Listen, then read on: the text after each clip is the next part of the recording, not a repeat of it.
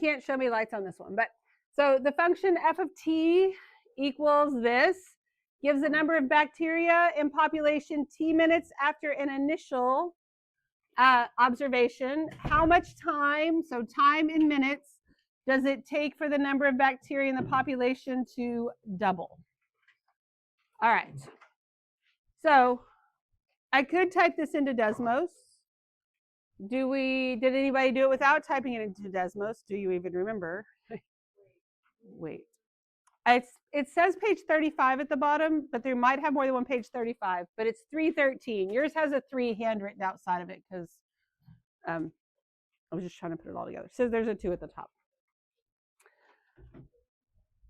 Let's talk about how Desmos can do this for us, and then let's talk about why we don't necessarily need it. In an exponential function, what is my initial amount in this function? 60,000. Okay, so I think hopefully we haven't gone over exponentials together, but hopefully we've that for your initial amount. We want it to double, which means we want f of t to be 120,000, right? That would be the doubling. So here's what you can do in Desmos, and then we'll talk about how to understand the question, and you don't even necessarily have to do that. But if you go over here and you actually type in exactly what you see, f of t and everything. So f of t equals, and then that's 60,000 times 2 to the t over 410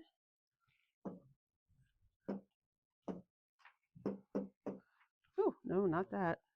No. T over 410.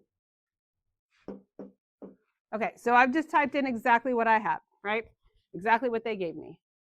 And where's my function? Oh, there it is, okay? And I said 60,000, so it kind of makes sense that I would have to zoom out a lot. I want to know what I'm looking for t. I am not substituting anything in for t. I want my output, my f of t to equal 120,000. All right. And that's my y value. So the fact that I would have to move it even more makes sense. I got to zoom out like a lot, right? So there's where I can see my two equations. And then that's where they intersect right there. 410, 120,000. So this is the t value. This is the f of t value. So your answer is 410. Could we have figured that out without doing all of that? Yes, because this is my initial amount. If I wanted to double, I wanted to multiply by 2. That means I wanted to multiply by 2 to the first power. And to make this fraction into 1, I need 410 in the numerator. And that's how simple it is without doing that. But maybe, if it's a more complicated question, I want you to know what to do in the calculator as well. Okay? What questions do you have? We okay on those?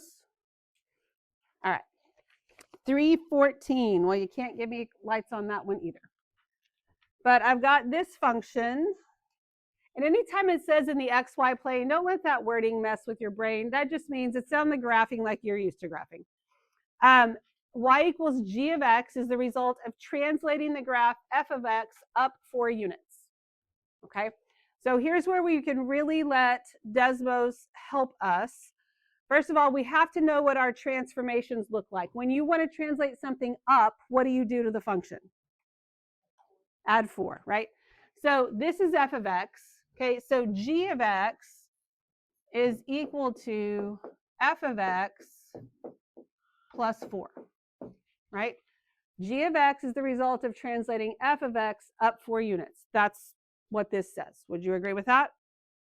So let's go to Desmos. I want everybody to type. If I just refresh, it'll fix it for me. Let's start by typing in the f of x that's there. So f of x equals, and I don't have to actually multiply anything out myself. We're going to let the calculator do everything for us. X minus 6 times x minus 2 not 22, times x plus 6. Okay, there's my f of x. And I really don't even care what it looks like at this point. Then it says, so what we just wrote down is that g of x, well, poop, of x, that's supposed to equal f of x plus 4. Okay, they gave me f of x. G of x is the result of translating f of x up 4. Now, could I have multiplied this out and done the algebra and stuff? Absolutely. Do I care about what my graph actually looks like right now? Really, I don't. Because what I'm looking for is g of 0. I have f of x defined. I have g of x defined. So now if I just say I want g of 0, there's my answer right there, 76.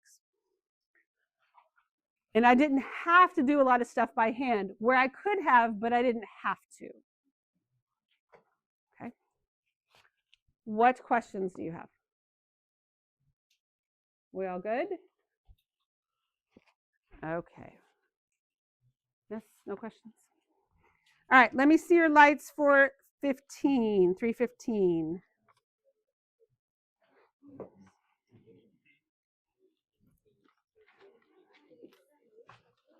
There's a red one behind your computer. Is it on? Is it supposed to be on? Is it hiding? Is it accidentally on? Okay. That's what I figured. I figured you couldn't even see it.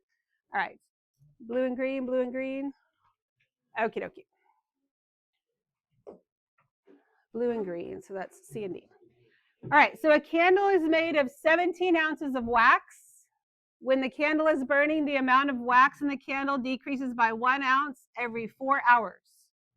If 6 ounces of wax remain in the candle, how many hours has it been burning? My guess is the difference between these two answers, since those are the two most popular, is one is how long it's been burning, and the other one's how many hours it has left of burning, right? It's like some of us probably read it backwards. So if I want to know how long it's been burning, I want to use how many ounces of wax have melted away. I started with 17. Is 6 how much is gone, or 6 how much is how much is left? How much is left? So how much is gone? 11. So I have 11 ounces that are gone, right?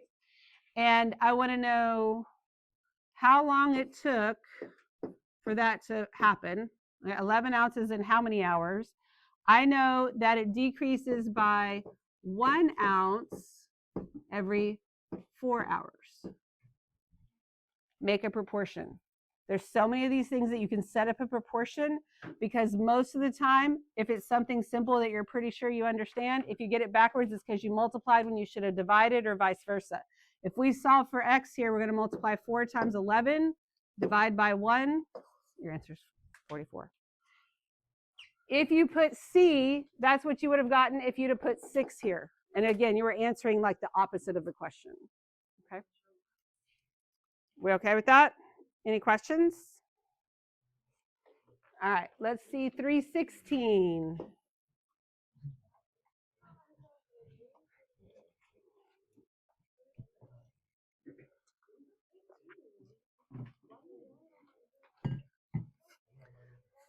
Lots of A's.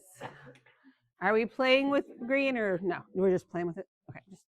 All right. So that's good. The other class we had, it was like split across the board. But I think what happened was those people, they were kind of doing it in their head. And I know that I will get more writing out of you if I give you this like I did. If it was digital, some of you even that wrote stuff down may not have written as much.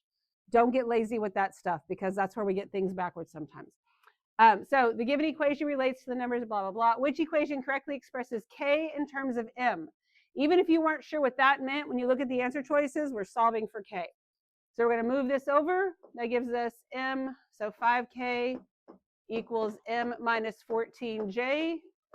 Then we divide by 5. And the answer is A.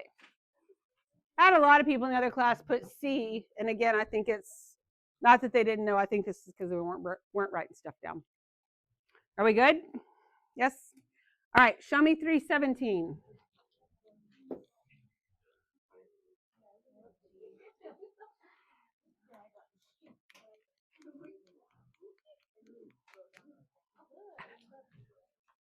Trying to light up white and it won't light up.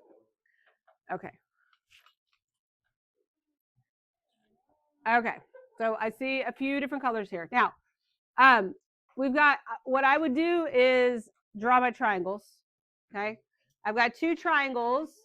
They're similar, that's important, and we have right angles. So we got two right triangles.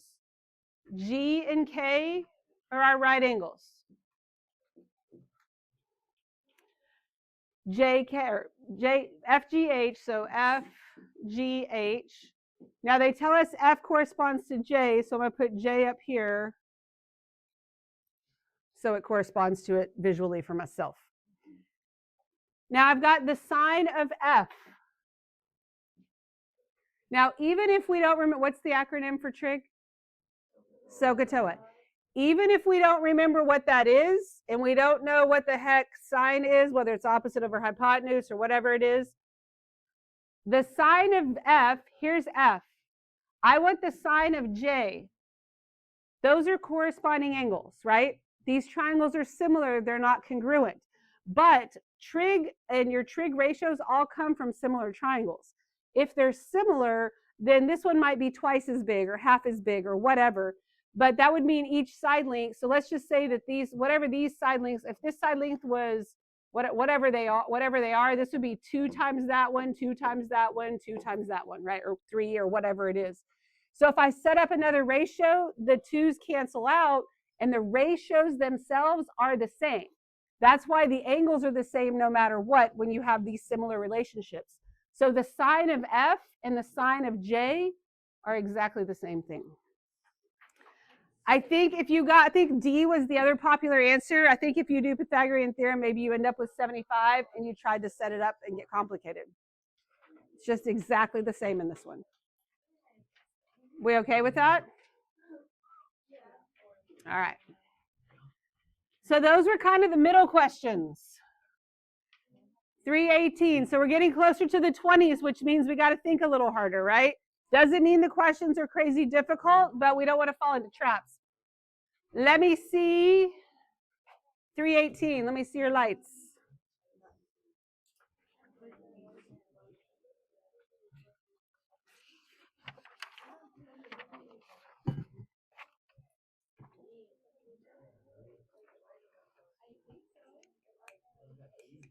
Okay. I think I see everything but A, and a lot of people just not responding. Maybe we didn't know what to do at all. But so it says the product of two positive integers. Product means I do what? Multiply. So product, so we would say like x times y equals 546. The product of two positive integers is 546. If the first integer is 11 greater than twice the second integer, all right, so first integer is, that's equals 11 greater. So I'm going to add 11 to twice the second integer.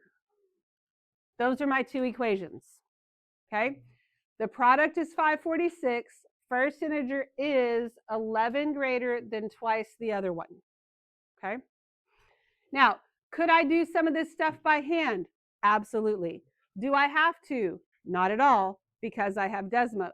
If we go and let's type both of these into Desmos. So I will have x times y equals 546. And then I have x equals 2y plus 11. Okay? I set up my two equations. I put them into Desmos. This is a system of equations, so I'm looking at where they intersect. They intersect here and here. Which one do I completely ignore, the left or the right? The left, because it says the product of two positive integers. So these are two negative integers, totally not my answers. This is the product of the two, or these are my two integers that I could multiply together to get 546. And it does ask me for the smaller of the two, so that is 14. It does not mean the smaller of the two out of the four numbers that you see, okay? Because I ignore those two. These are my two numbers. Okay. Again, could we have done this by hand? Yes. But then you end up having to factor and stuff. Is that where you ended up? You don't. You have 14, but you don't even know what you did? Yeah, hey, that happens. Questions about this? We good? Okay, I'll take that as a yes. Let's look at 319. Let me see your lights for 319.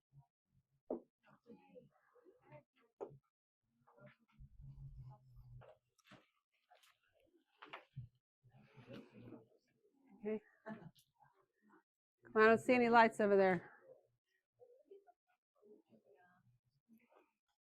All right, I see red, white, and green, so it's Christmas around here. Can we use Desmos here? Absolutely. I can come back over here and type them in exactly like I see them. So do that. Y is less than or equal to x plus 7.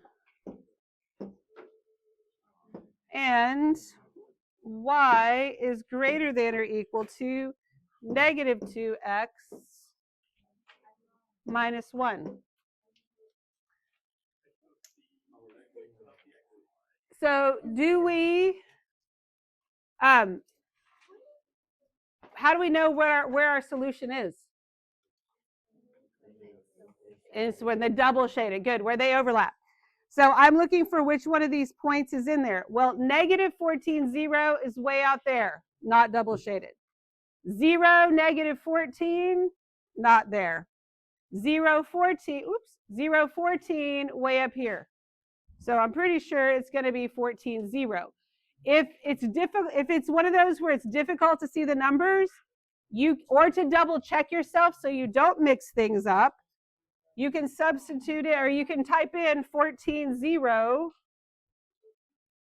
and you can even label it, and you can see that it's right there and in your shaded area. Okay? Questions about that one? Let Desmos work for you.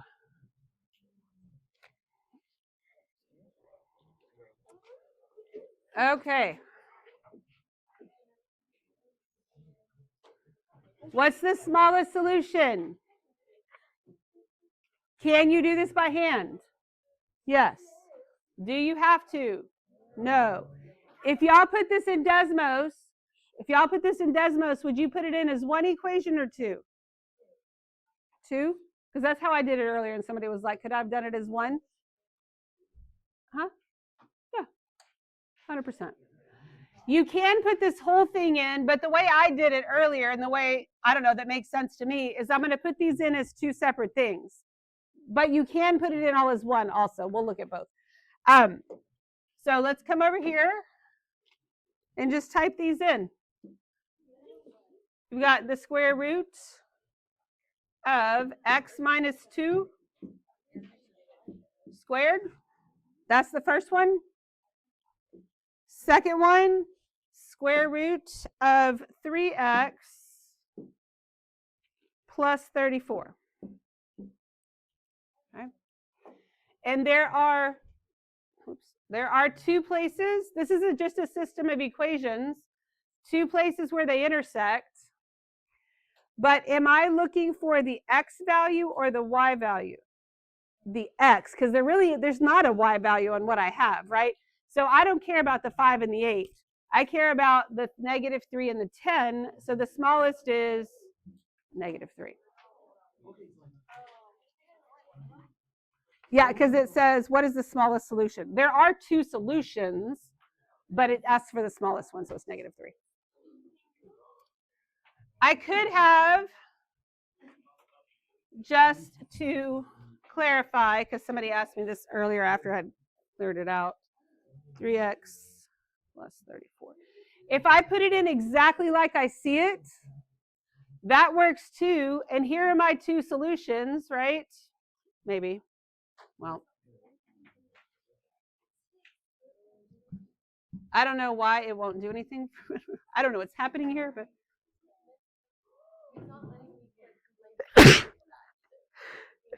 okay, well, good. That makes me feel better. And it's probably because I don't know. That's why I would put it in as twice. But if you zoom in, you can see that it's at -3 and at 10. But that's why I think the other way is better. Because I don't, for whatever reason, it won't let you click there. Not really sure why, but all right. We good? All right. Let me see. Oh, nope, you can't give me lights on the next one either. Oh, so this is -3. We good on that? All right. You can't give me lights on this one either. But we've got the regular price of a shirt at a store is $11.70. The sale price of the shirt is 80% less than the regular price, and the sale price is 30% greater than the store's cost for the shirt. What is the store's cost? Okay. They give me the regular price. I'm going to write something for the sale price and for the cost. So I'm going to have an S and a C. The sale price is 80% less. If I'm going to pay 80% less, how much am I paying? 20%. So my sale price is 20%, 0.2 times that 1170. That's easier than doing the amount minus the 80%. You agree with that? So the sale price is 20% of the original. Then it says the sale price is 30% greater than the store's cost. So the store's cost is how much of the shirt?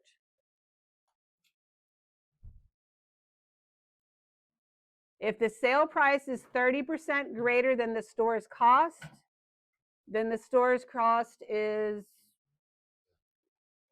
30%. 30% of the sales price. Okay. Sale price times 30%. And this is the sales price. So I need 30% times the 20% times the 1170. And if you multiply all that together, you get like $1.63 or something. Yeah.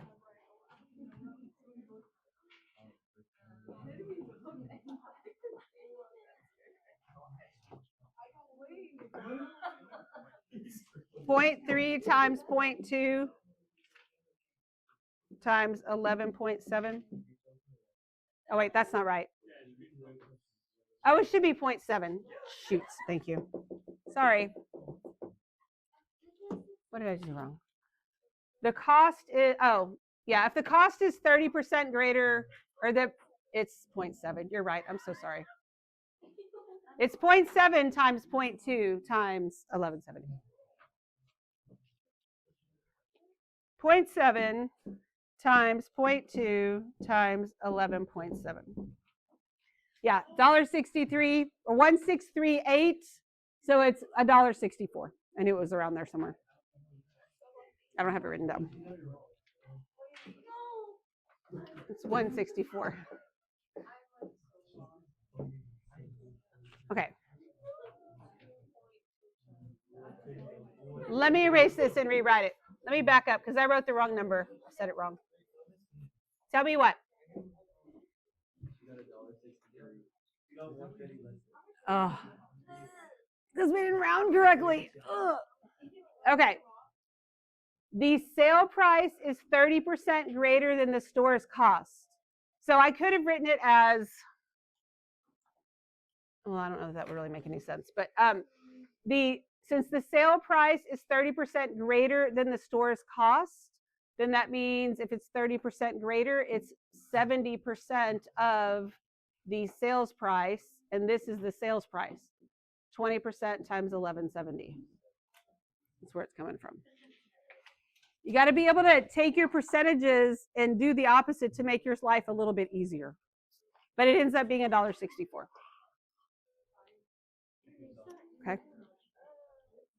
We good?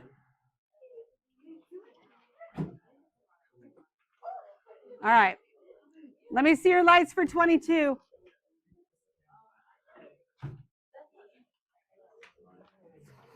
We're in the 20s, so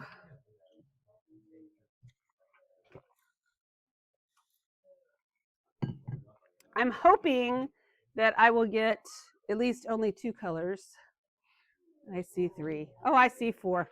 Okay, that tells me we really have no clue. Okay, and that's okay. That's why we're here. All right. So that means everybody needs to listen because I got all 4 colors. All right, a sample of oak has the density of 807 kilograms per cubic meter. The sample is in the shape of a cube where each edge has a length of 0.9 meters. So here's my cube, 0.9, 0.9, 0.9, right? If I'm supposed to get cubic meters, I have to multiply 0.9 times 0.9 times 0.9, right? So if we do that, you can let Desmos do that for you. That is 0.9 cubed. It's the same thing. 0.9 cubed. And I get 0.729.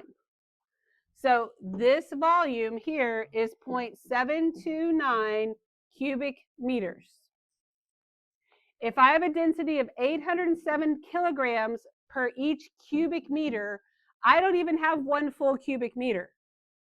So is my answer going to be more or less than 807? Less. Do we understand why it's less? Okay, so that much right there can eliminate these two. So if you still have to guess, which maybe you feel like in the end you need to, you have a 50-50 shot, right? It's a little bit better of a guess, right? Hopefully we can work through, we don't have to guess, but this is another proportion, all right? So 807 kilograms for every 1 cubic meter. I have 0.729 cubic meters. I want to know how many kilograms is that. And when you set up a proportion, that helps you make sure that you multiply when you're supposed to multiply and divide when you're supposed to divide. So I'm going to multiply 0.729 times 807. So at this point, I can just do times 807, and I get 588. Okay. What questions do you have? Could also use the density formula as well, right? Absolutely, if you know it. Most people probably don't just know it, but yes, 100%. What is the density formula? It's just m divided by v equals d. Okay, there you go. Mass divided by volume equals density. So absolutely, if you know that, you can do that. Absolutely nothing wrong with that. We good? Okay. It's been a hot minute since I've done the density formula, so I wouldn't have remembered that. All righty, let me see your lights for 323.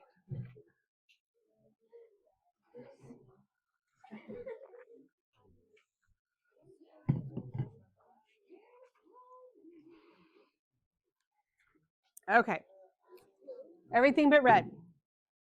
All right, so this is number 23. We're in the 20s. We have to think a little bit more, but that doesn't always mean that it's like crazy difficult.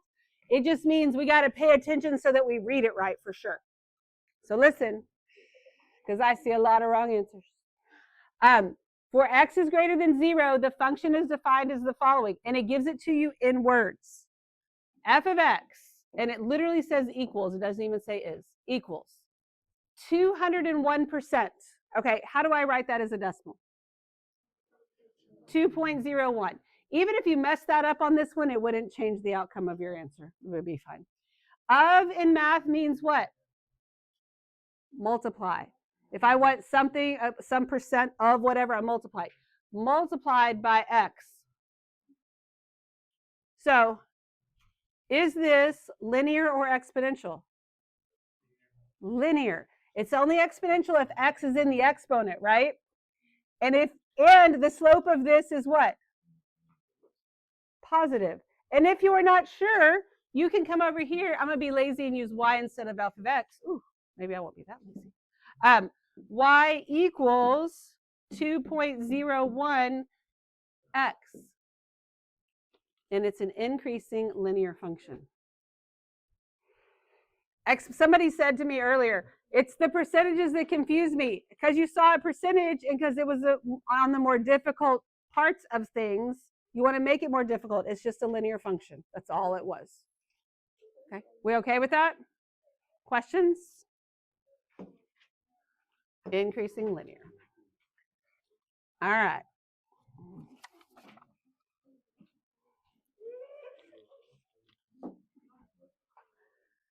All right.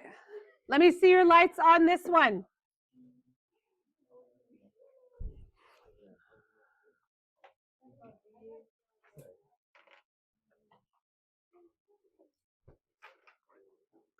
All right. This is number 1 from test 7. That's why it's 7.1. So should it be a fairly simple question? This is so simple. I think it's kind of sad. I mean, I think we all got it right, but it's like, I would feel like there's got to be some more to it. But the scatter plot shows the temperature in degrees and the distance above sea level, 6 locations, blah, blah, blah. At a distance of 4,000 feet above sea level, what is the temperature in Fahrenheit predicted by the line of best fit? 4,000, here's that. We're right here at 35. So in the earlier questions, if you feel like it's crazy easy, go with it. If you feel like it's crazy easy on number 24, reread it, right? All right, let's see. Number 2. Because sometimes I think you get in your own head and you're like, this is so easy, let me make it complicated and mess things up. What color we got? Did you skip it? All right, rectangle P has an area of 72 square inches. If a rectangle with area of 20 square inches is removed, what's the area in square inches of the resulting figure? What do I do with these two numbers? Subtract them. Your answer is D. Okay, we good? Even if you aren't sure, pick your favorite letter. Don't leave things blank. Okay. Let me see what you got for number 3.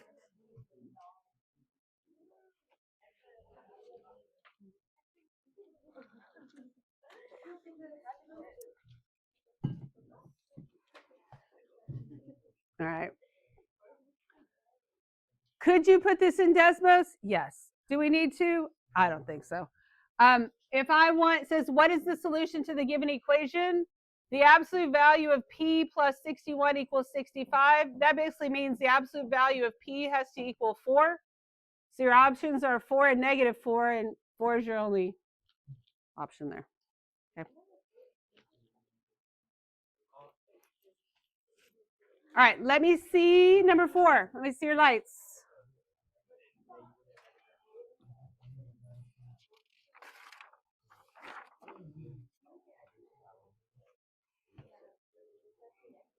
Okay. All right. Lorenzo purchased a box of cereal. A box of cereal, 1 box of cereal, and some strawberries. He paid $2 for the cereal and $1.90 per pound of the strawberries. He paid a total of $9.60. For the box of cereal, $2 plus $1.90 for every pound of strawberries, which is P, and that has to equal my total of $9.60. So it's A. I'm going to add the 2, not subtract it. We good with those? All right. Now we're back in the 20s. Let me see 722.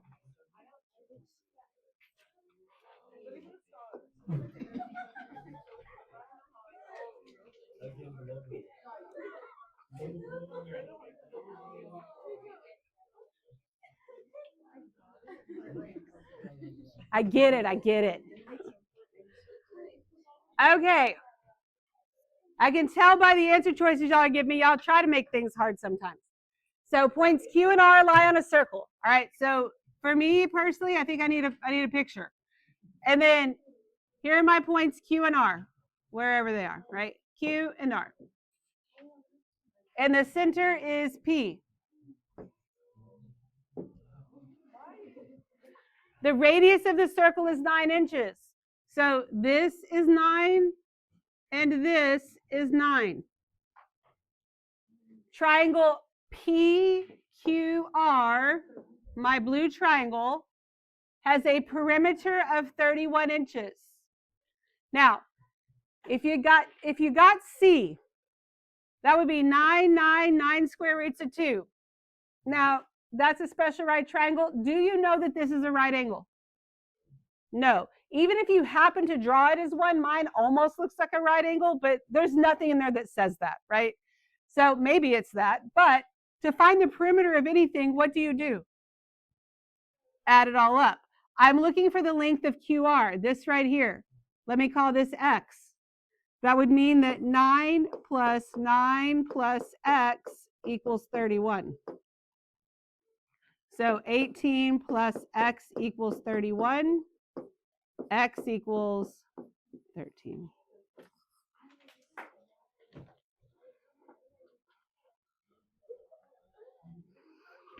Y'all, I have a math degree. I wouldn't attempt this without drawing a picture. So if you don't even have a picture, I don't know. You might have got it right. I'm not saying it's impossible to do without one, but I wouldn't even try it because I know I would make it harder than it needs to be. Okay. All right. We're going to stop here for today. We'll start here next time.